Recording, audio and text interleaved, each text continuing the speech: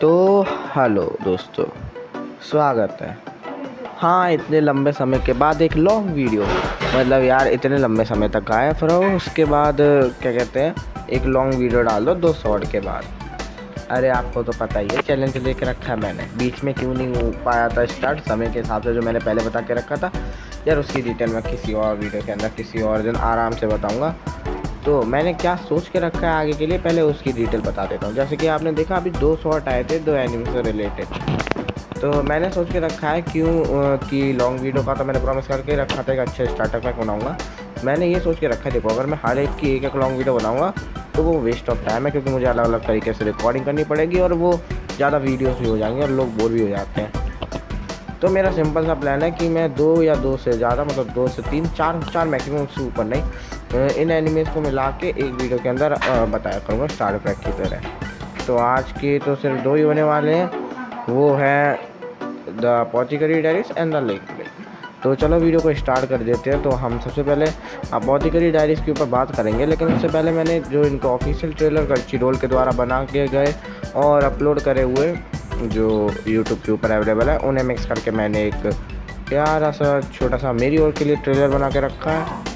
तो आप उसे एंजॉय करो, मैं उसके बाद आपसे मिलता हूँ।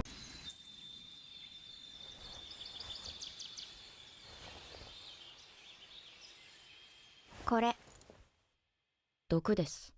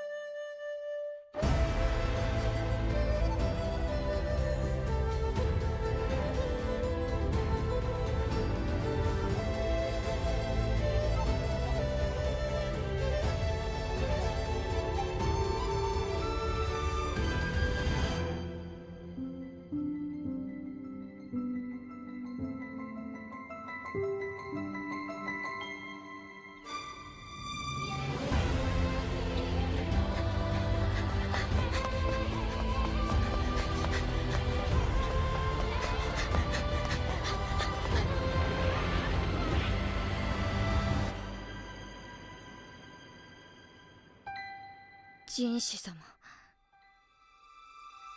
なんでここにいるんです？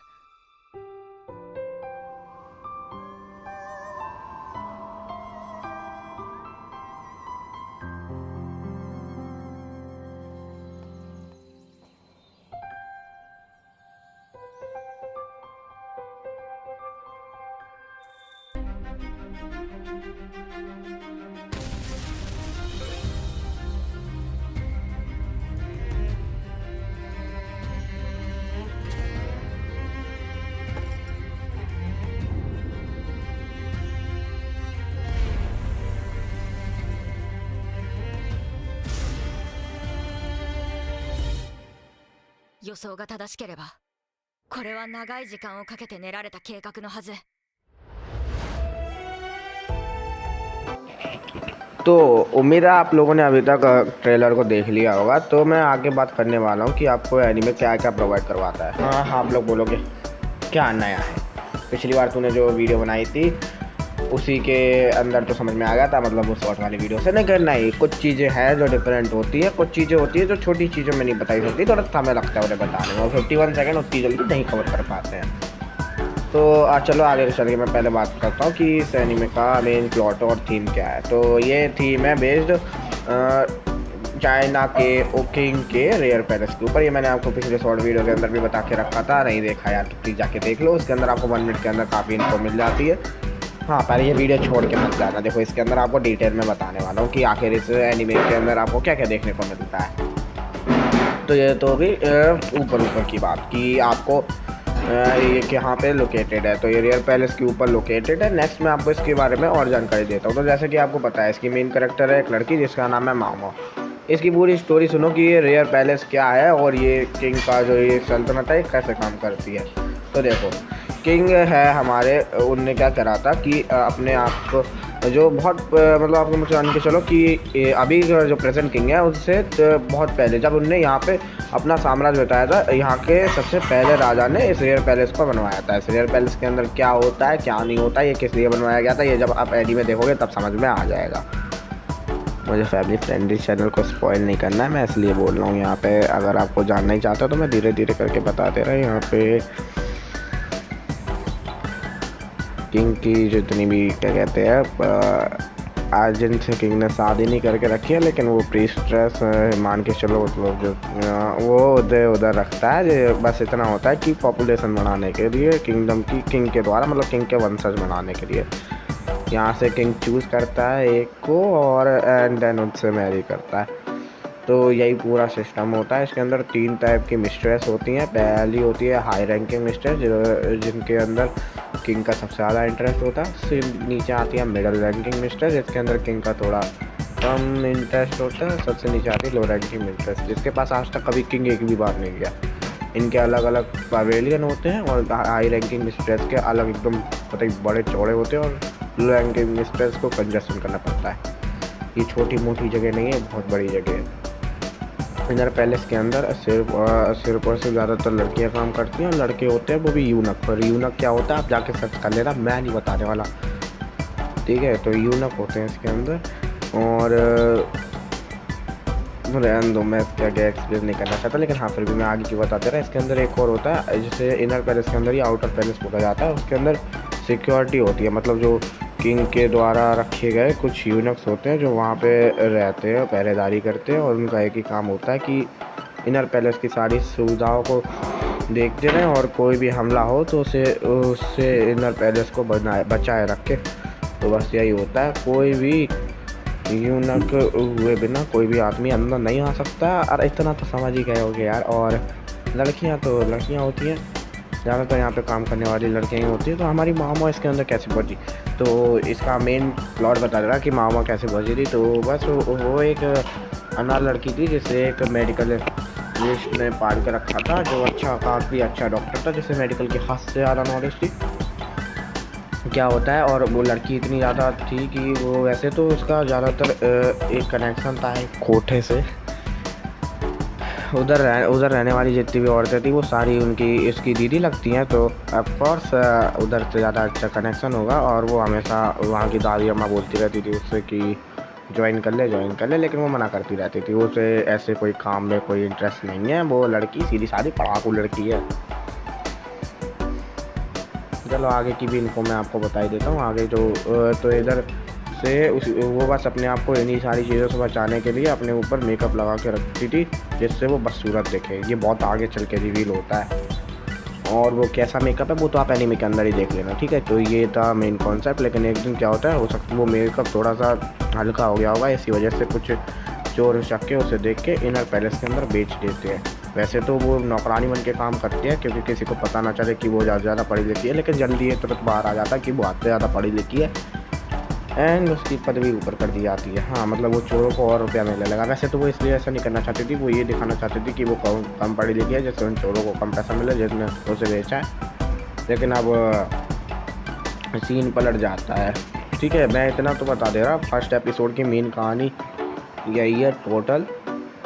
फिर आगे का स्पॉइलर मैं बिल्कुल नहीं देने वाला हूँ, फिर आप लोग मुझे ही गाली दोगे कि स्पॉइलर दे दिया। तो ये एनीमे एक मिस्ट्री एनीमे है जिसके अंदर बहुत ज़्यादा पजल्स होती है। मतलब आप ये समझ के देखो इसके अंदर पॉइजन मिस्ट्री है। इसके फर्स्ट सीज़न के अंदर ही मैं बता रहा हूँ, पॉइजन मिस्ट्री है, मर्डर मिस्ट्री है और भैया मतलब केमिकल मिस्ट्री। और इतना ज़्यादा मज़ेदार एनीमे, इसके अंदर मिस्ट्री एक नंबर की थ्रिल होती है। कसम से आपको देखोगे तो एकदम मज़े आ जाएंगे। मेरी तो यार ये बहुत ज़्यादा फेवरेट होती है। इसकी मिस्ट्रीज बड़ी ज़्यादा देखने में भी मज़ेदार होती हैं और उसका सॉल्व करने का अपना ही तरीका होता है। मेरी तरफ से तो यार ये एक मस्ट वॉच एनीमे है ही। मैंने तो पिछली शॉर्ट में भी कहा था, मैं अभी भी कह रहा हूँ। आप ये मान के चलो कि लिटरली, और इसको इतना ज़्यादा अच्छी तरीके से उन मिस्ट्रीज और उन सारी चीज़ों को सेट किया जाता है, इतने अच्छी तरीके से इस एनीमे को दिखाया जाता है, इतनी अच्छी तरीके से सारी चीज़ों को पोर्ट्रे किया जाता है कि आप सही में इस एनीमे से प्यार कर बैठोगे। मेरे को तो सही में ये एनीमे बहुत ज़्यादा पसंद है। देखो ये एनीमे मैं बहुत पहले देखा था इसका सीज़न 1, जब इसका सीज़न 2 लॉन्च अभी आया सीज़न 2, और 4 जुलाई को शायद इसका लास्ट एपिसोड आ रहा है। ये मेरे को खबर सुनने में आई है सीज़न 2 का लास्ट एपिसोड, लेकिन हिंदी डब में आपको वही पता है कि ये 2-3 हफ्ते जोड़ लो। देखो हिंदी डब यार 2-3 एपिसोड के बाद ही 2-3 एपिसोड के बाद ही रिलीज़ होता है, तो उस हिसाब से 2-3 हफ्ते मान के चलो कि अभी तो हिंदी डब में उसके लास्ट एपिसोड के टाइम लगेगा। मैंने पिछले साल ये एनीमे देखा था, पिछले साल के एंड में मुझे तब यार मैंने देखा था, मुझे लगा था कि ऐसे कोई एनीमे होगा, लेकिन यार लिटरली मुझे अभी कैसे मैं इस एनीमे को रिकमेंड कर रहा हूँ यार, मेरा फेवरेट एनीमे बन चुका है ये। और मेरे ख्याल से यार आप भी देखोगे तो आपका फेवरेट हो ही जाएगा यार। इतना अच्छा एनीमे, इसे एनीमे ऑफ द ईयर के लिए नॉमिनेट तक किया गया था। मजाक नहीं होता है, बहुत सारे एनीमे आते हैं एक साल के अंदर कुछ 100 से ज़्यादा एनीमे आते हैं, और उन गिनती के 6 एनीमे में एक इसका नाम था। तो मैं मजाक तो कर ही नहीं रहा हूँ इस एनीमे के बारे में, ये होगा इसके अंदर कुछ ऐसा जिसकी वजह से इतना ज़्यादा इसमें लोगों को पसंद आया कि इन्हें एनीमे ऑफ द ईयर में ले जाया गया। लेकिन यार दिक्कत ये थी कि अब बहुत सारे अवार्ड्स के अंदर ये था, लेकिन बहुत कम अवार्ड जीते इसने, बस एक वॉइस एक्टर वाली अवार्ड जीता, best voice actor in Japanese, और इस एनीमे के नाम पे अभी तक कोई अवार्ड नहीं गया। और ये चीज़ मुझे बहुत बुरी लगी थी। लिटरली मैंने सोचा था कम से कम 3 अवार्ड तो इसके ऊपर होने चाहिए थे। साला सोलो लेवलिंग फिर से नया अवार्ड लेके भाग गया। अरे चलो इसके ऊपर एक अलग वीडियो बनाएंगे, अवार्ड के ऊपर कौन जीता कौन नहीं जीता और कैसे जीता, वो सारी एक अलग मोनोप्ले वीडियो होने वाली है। अगर आपको चाहिए तो वो मैं शायद डार्क कोबरा के अंदर डाल दूँगा, हाँ वहीं पे डाल दूँगा वही वाली वीडियो। हमारा लेट्स टॉक चैनल वही है, ठीक है। तो अभी टॉपिक से नहीं भटकते हैं। देखो मेन तो इस एनीमे के बारे में जितना मैंने बताया, हिट एंड फ्लो यही है, बढ़िया एनीमे, मेरी तरफ से मस्ट वॉच है, आप ज़रूर देखना। बाय। वैसे आप लोगों को बता दूं, जो अभी ऊपर क्लिप्स चल रही थी, एकदम से आपने देखा होगा जो मैंने पहले ट्रेलर यूज़ किया था, उसके आधे के बाद जो क्लिप्स चल रही थी वो इस पूरी सीरीज़ का एपिसोड 1 था। हाँ सीज़न 1 का एपिसोड 1 आप लोगों ने देख लिया। उसकी कहानी थोड़ी जल्दी कंप्लीट हो गई थी, और जो मेन जो एपिसोड है वो थोड़ा लेट में जाके ख़त्म हुआ है। ये अब इन सारी चीज़ों को रखते हैं शायद। अपोथिकरी डायरीज़ को लेके मेरे इतने ही विचार थे जितने मैंने आपको सुना दिए यार। देखो मैं तो अपनी ओर से रिकमेंड करता ही रहता हूँ बहुत सारी चीज़ें, आप लोगों के ऊपर होता है कि आप उसे देखें ना देखें, वो आप लोगों की मर्जी होती है। नेक्स्ट मैं अब आप लोगों को बताने वाला हूँ लिंक क्लिक के बारे में। तो मैंने ऐसे ही लिंक क्लिक का ऊपर भी एक तैयार करके रखा है, तो आप उसे वॉच कर लो पहले ट्रेलर, उसके बाद फिर मैं आपको बताता हूँ।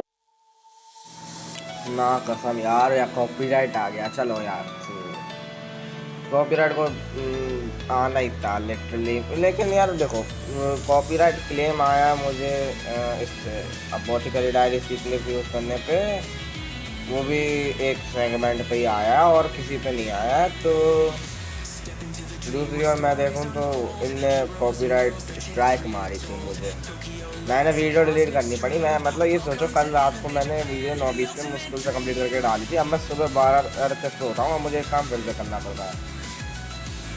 एक्चुअली इन सारी बातों को साइड पे रखो। लास्ट जो मैं इस एनीमे के बारे में जितना भी आपको इन्फॉर्मेशन चाहिए वो यार मेरे शॉर्ट जो मैंने इसकी अपलोड करी थी उसे देख लो यार, उसमें मिल जाएगा। बाकी मैं क्लिप्स यूज़ कर ही नहीं सकता हूँ, और स्ट्राइक इनने मेरे ऊपर मार दी है, तो फ़ायदा तो है नहीं इसका मेरे आगे ज़्यादा हड़बड़ी करने का, नुकसान मेरा ही होने वाला है। तो मैं इतना मान के चलता हूँ कि आप लोगों को ये वीडियो पसंद आ गई होगी। मतलब अपोथिकरी डायरी के ऊपर मान लो, क्योंकि उसका मैं अब कुछ नहीं कर सकता लिटरली, मेरे हाथ के बाहर की चीज़ हो चुकी है ये।